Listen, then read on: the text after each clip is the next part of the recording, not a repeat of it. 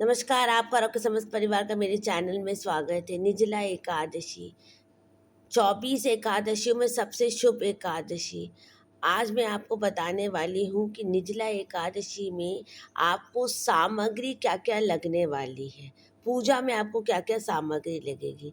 एक विष्णु और लक्ष्मी जी की फ़ोटो, एक गणेश जी की फ़ोटो या मूर्ति, फिर एक लकड़ी का पाटा, उसके ऊपर पीला वस्त्र, तिल लगेगा आपको बहुत सारा। तिल ज़रूर व्यवहार किया जाता है। तिल की जगह आप कोई और नहीं ले सकते, तिल का ही व्यवहार किया जाता है पूजा में, क्योंकि चावल निषिद्ध है। गणेश जी की एक आपको फ़ोटो या मूर्ति लगेगी, चंदन लगेगा और मिट्टी का घड़ा बहुत ज़रूरी होता है। मिट्टी का घड़ा लिया ही लिया जाता है। अगर कलश स्थापना करनी है उसके लिए एक मिट्टी का घड़ा लगेगा और दान करने के लिए एक और मिट्टी का घड़ा लगेगा। कलश स्थापना करनी है तो उसके ऊपर आपको कौड़ी, कमलगट्टा, सुपारी लगेगी। अगर आप निर्जला एकादशी में कलश स्थापना करना चाहते हैं, और दान का मिट्टी का घड़ा अलग होता है। देखिए, कलश के अंदर आपको डालना है कमलगट्टा, कौड़ी, सिक्का, इलायची, लौंग, गरम चीज़ें इसमें नहीं डाली जाती, इसमें नहीं डाली जाती। और शरबत के लिए आपको एक और घड़ा लगेगा। जब आप शरबत दान करोगे उसके लिए एक आपको और घड़ा लगेगा।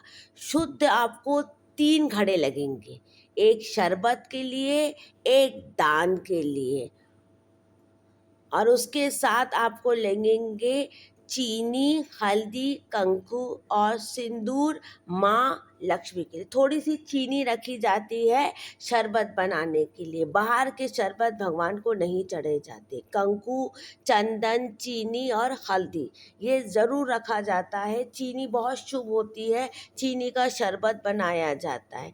आप बाहर का शरबत अगर भोग करना चाहते हो तो बाहर का शरबत भी भगवान को भोग कर सकते। जनेऊ जोड़ा लगेगा, कलावा लगेगा और कदली फलम लगेंगे। कदली फलम का भोग किया जाता है और साथ में आपको आम भी लग सकता है।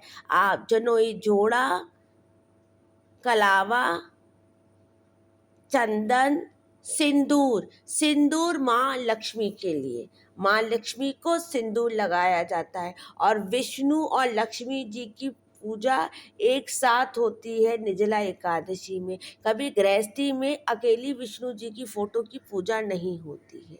पीला रंग का वस्त्र और पाटला लगेगा। गणेश जी की आपको मूर्ति लगेगी, चंदन आपको लगेगा, फूल बहुत सारे लगेंगे, तुलसी लगेगी। तुलसी आप पहले से ही तोड़ के रख लीजिए, तुलसी आप पहले से ही तोड़ के रख लीजिए। उस दिन तुलसी नहीं तोड़ी जाती है। शरबत बनाने के लिए आपको एक शुद्ध जल भी लगेगा, कदली फलम लगेंगे और आम लगेगा। जितनी आपकी सामर्थ उतना आप सामग्री बढ़ा सकते हैं या घटा सकते हैं।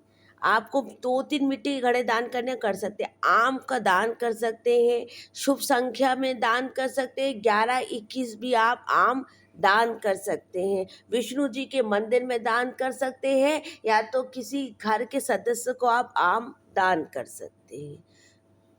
आम का दान किया जाता है निर्जला एकादशी की। आरती के लिए आपको दीपक लगेगा, मिट्टी का घड़ा दान करने के, बड़ा मिट्टी का घड़ा, एकादशी की किताब लगेगी आपको पूजा करने के लिए, कथा करने के लिए।